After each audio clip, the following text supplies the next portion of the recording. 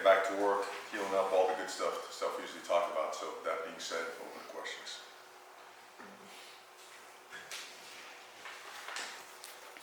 Obviously, first Florida State week for you. Just does it feel any different? I know you try to make every week the same, but Well, I've had a few of these, right? As a Right. player, as a graduate assistant, and as a coach. So, I've always, when you play in this rivalry, you recognize, and especially during that time, that was always the best rivalry. That's all you ever thought about in the offseason or whatnot. But, so as a coach, as a head coach, as a graduate assistant, you make sure that yourself and everyone else is focused on all the things that are important to making it the best that you could possibly make it. So process-oriented the whole way. What are some of your favorite memories when you played FSC 5 times, I think, or 10 times actually, I think about it. A lot. No, it was always, a date that was circled on the calendar by everybody, state of Florida nationally, because, it just so happened the national title for many years went through Tallahassee or through Coral Gables. And so the intensity, the level of play, the caliber of player on the field was always the highest. And so the memories of that, But that's it, this is now, obviously we're building, and we're in a building stage. So I don't get stuck in nostalgia theater with our players and make sure that everything is focused on the 2022 team and doing everything we can, keep getting better and progressing. All right, when you're trying to build, you guys have been through a lot of adversity already. Oh, injuries, all of it. You've been through a lot. How much has that helped as a building block? How much? Because if you're winning, you're not learning a lot. When you've gone through some painful stuff already here. Have you seen that adversity almost becoming a tool in a way where it can help guys develop into what you want them to be? I think it always does.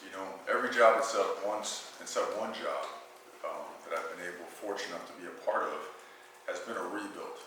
They're all different, in different ways.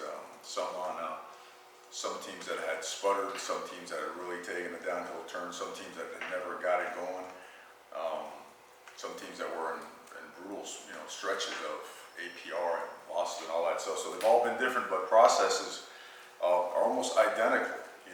I mean, hard work and doing things the right way and getting good people, getting talented people and self-starters and motivated people that can endure, that are tough, that grow and are capable of learning transcends all, logistical and geographical lines. It works. So, I thought Saturday really showed that. One of those games where it's tough sledding on offense, right? We didn't do much on offense, but stayed with it, and at the end of each half, found a way to get on the board and take the game into overtime. So there's a lot to be said, a lot to be learned about something like that, and I think moments like that are invaluable for any team at any stage. And I thought we learned a few things about ourselves and some good things to build off. One quick follow on that: when you do have to basically win a game in the mud, which everything about that was muddy. It was. Yeah. Without rain, it was still muddy. It was muddy. It was muddy. Can a team turn almost off of one of that when a team knows it's capable of winning when very little is going according to plan? Can that be a springboard to get guys through the second half of the year? Always. There's several opportunities to attain a springboard, and when you come out with a victory in a game like that, absolutely. Especially when guys have to play that hadn't played. Especially when some of your better players didn't get to play. I think those things, they validate a lot of the stuff regarding hard work and culture and stuff of that nature. So, absolutely. What were some of the things that you saw watching film on Jake, seeing kind of what he did well and what he may have made some mistakes on? I know you missed some deep throws, some issues there, but He played with a lot of guts, and he played hard, and his effort, his want-to was there. He had some good moments, and he had some not-so-good moments. First real start, right, as a quarterback here. And, collectively as an offense, we could have performed better and executed better to make his job a little bit easier also. So we were out of sync in the passing game. The run game started to show some real positive signs and some loaded boxes. Henry ran really hard. The offensive line blocked well, and Cooper played a really good game as a true freshman. Thought the tight ends did a really good job blocking, but there were opportunities to be had in the passing game. We missed them. We missed our deep shots, and we missed them early. And we had connected on those in recent games. So I think Jake will improve upon that tremendously. He's a competitor. He works at it. So right back at it. Coach, do you have an update on Tyler Van Dyke's status? And proven, he's he's looking better and better every single day. So we enter this week with preparing him to play, with preparing Jake to play, and preparing Jakari to play. You know, in our mind, all three have. I know for sure Jakari's going to play some. He gives us some things on offense, and he keeps getting better and better. It's a shame the one ball he threw wasn't a good one, because I think you're going to be able to see how talented he is and how well he can throw the ball. But you know, as TBD continues to improve, we're very optimistic. Again, he looked great yesterday, looked great today. So we'll keep pushing that envelope, and we'll see where we're at come Friday, Saturday. Coach, what is the status with Jalen Knight and Wayman Steed? You guys haven't seen. Steed is hurt, and his injury is a little bit more significant. You know, Jalen Knight is healthy. He's doing good. Had a good week of practice. We expect him to have another good week of practice this week. He's a good player. He's done a lot of good things for this team. We stuck with him through good times and bad times. Sometimes the ball's on the ground. Sometimes he ran hard. We don't hold that against anybody. He's a hard worker. He's going to get his touches. He's a good football player. We look forward to having him have a great week. What have you seen from FSU's offense? Balanced, explosive? Yeah, very explosive. You know, they've certainly done a really good job over the last 3 years accumulating talent, getting explosive players on the perimeter. Also in their backfield, their offensive line, they've certainly done a really good job just increasing the size of their offensive line, their athleticism, their power up front. And their quarterback is playing at a really high level. They certainly present a lot of issues, you know, week to week. They certainly game plan according to what they're seeing, and they've done a good job finding holes in opponent defenses and exposing those things. So, and they've made big plays, contested catches, broken tackles. They've performed at a high level. Coach, how has Khalil Brandley really grown over the course of the season? I know he had that block on the 2-point conversion by Jake. Yeah, he wanted the ball. You know, he wanted that ball. Yesterday we made a really big deal of Khalil Brandley because, and we need to make a big deal of it today, because he's a guy that has really bought into working to be more physical and whatnot, and his presence was felt in the run game on Saturday, and he does a heck of a job, you know, catching the football as well. So really glad to see him, you know, take that next step. We're going to push him harder, you know, see how far we can take him, but really glad he's on our football team. As Cooper, how did he perform with his opportunity? Performed well, right out in the high 80s. Big physical guy, high effort guy. You know, he weighs in, I guess, in the 350, 360 range. And a year ago, he really made the commitment to trimming his body down. He was more towards the 400s. You know, I mentioned his coaches before, Coach Cox, Coach LeBeau. Guys that I've known for a long time that have coached out there in the state of Alabama, and they had a strong belief in Inez, and introduced us to him and showed us his work ethic and how incredibly gifted he is for a big man. And since the day he's gotten here, he's worked hard. I thought he was going to be a defensive tackle, quite honestly, a nose tackle. And in his living room, he said, I want to play a right guard. So, you know, Coach Alveo was upset, Coach Mirabal was happy, and we went from there and brought him here to Coral Gables. He performed extremely well, played with a high motor, really didn't have any mental mistakes, you know, off on some things technically, but sky's the limit for Inez Cooper. In terms of his size, is this really more of the ideal of what you see as an offensive lineman? Guys that are that big and athletic the way that he is? Well, I mean, we take him in all shapes and sizes. They're all different. You know, he's more similar to what we've had over the last several years. You know, we've had really good offensive lines in our stops. You know, guys that are Outland Trophy winners and, you know, Joe Moore award-winning offensive lines. And some of those pieces require, you know, massive size or whatnot, but not all of them. You know, we've played with, you know, particularly at the center position. You know, we've played with centers that are a little bit leaner and more athletic, that still have power and are capable of doing all the things that big guys can do. So, in some aspects, yes, but you like to have guys that can do a lot of different things. If you could draw it up perfectly, you like to have guys that could play at all 5 positions, and then a couple guys that could really star at the tackle position. Leonard Taylor, obviously, he had a great game Saturday. He's played really well lately. Your former offensive line and going against a defensive tackle like that, I mean, what does he do that's so disruptive? Well, I think 3 weeks ago, just sitting down with him, things changed. A true commitment to nutrition, getting his weight up, lifting, practice, more film, understanding the defense and working your assignments. His plays were made by executing, technique, fundamentals, assignment. I mean, he had a massive game. That, to me, Saturday was an indication of what Leonard Taylor is to be going forward. You know, he's another one where sky's the limit. You know, and then we're talking about one guy's a freshman on the next group, another guy's a sophomore on defense. So these are really, really good young players. But again, I can't speak highly enough about Leonard Taylor's performance on Saturday. How about Al Blades? He stepped up in a bigger role, and is there a status update on James Williams? James is doing well. He's healthy, seems to be ready to go. No issues. But back to Al Blades, even more importantly, because he played this game and Al did a great job. Certainly did. Was on point, you know, mentally. As a defense overall, those guys communicated well together. Al was a big reason for that as well. Everybody's really proud of him, you know, and really encouraged and fired up about his play because he really did do a really, really good job stepping in for James. All right, how do you, I know you said earlier that you're not really a nostalgia guy, and you kind of never have been.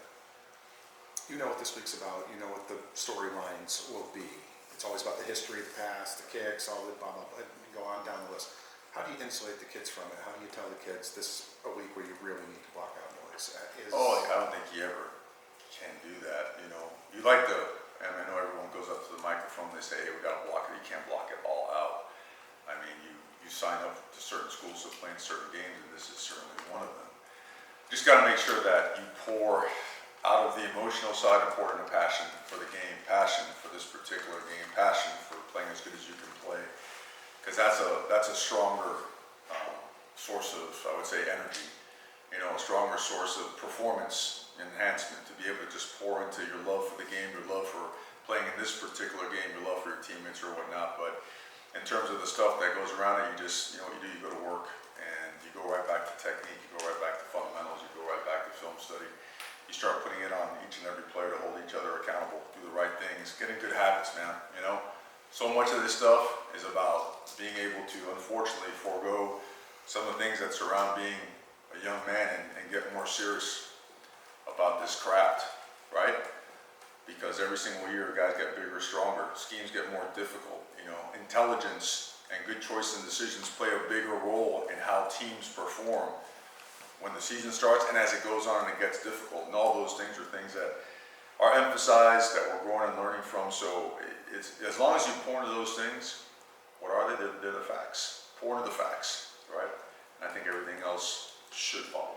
I know it's never as simple as it looks, but you guys go from like 17 penalties 1 week to obviously a much more manageable number. You go from eight balls on the ground to none. Mm-hmm. Things can turn pretty quickly.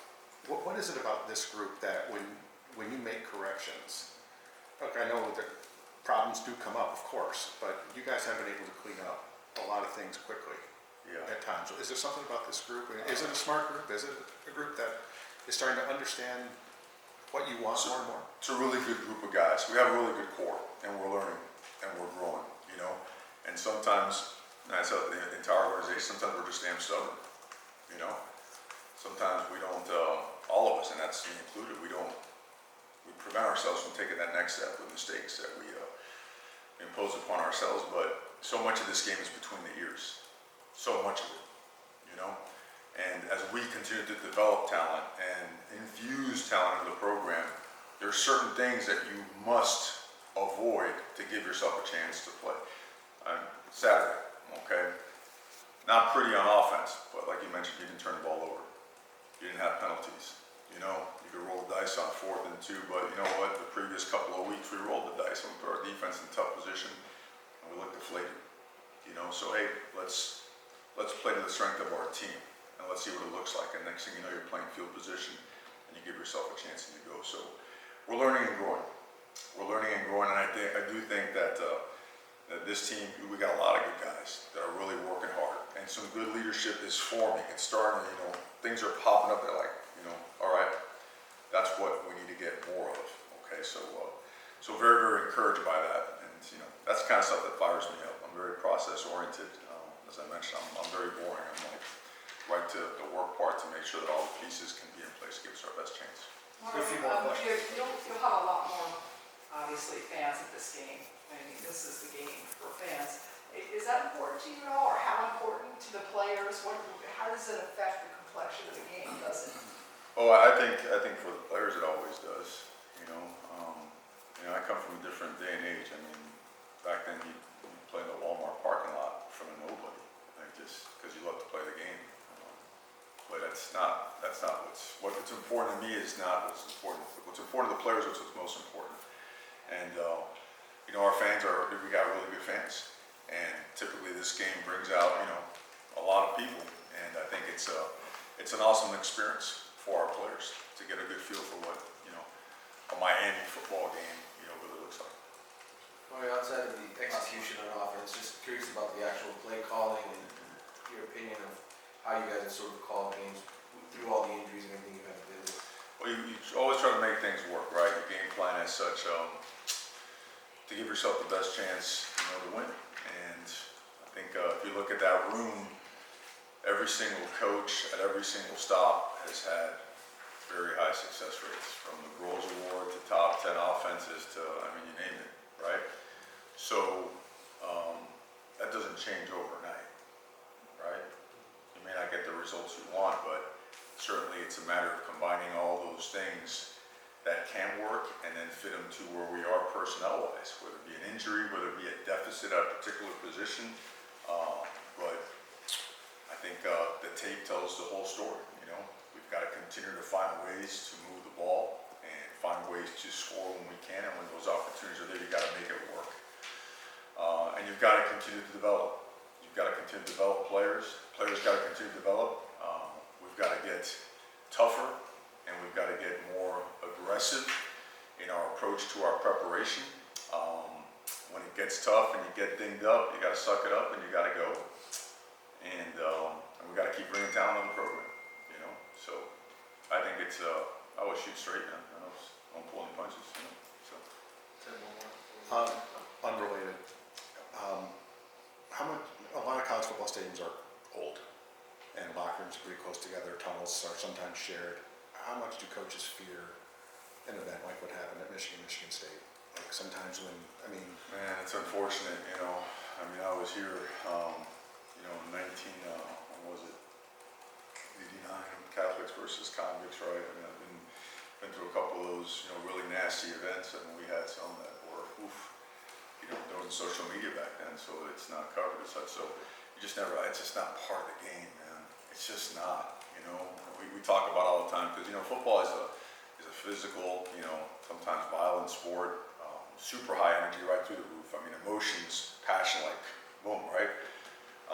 But you want to go and dominate someone, and people say, kick their bucket. You want to always be able to do it in a football manner and leave it football-wise, and never let that spill outside. And look, and those are good coaches. I know those guys. That's never once been preached in any meeting they've ever had. It just sometimes things get out of control, and you wish that would never happen. You hope that those kind of things never happen in the program. Makes sense? Okay. Thank you very much. Thank you guys. Appreciate you. Thank you.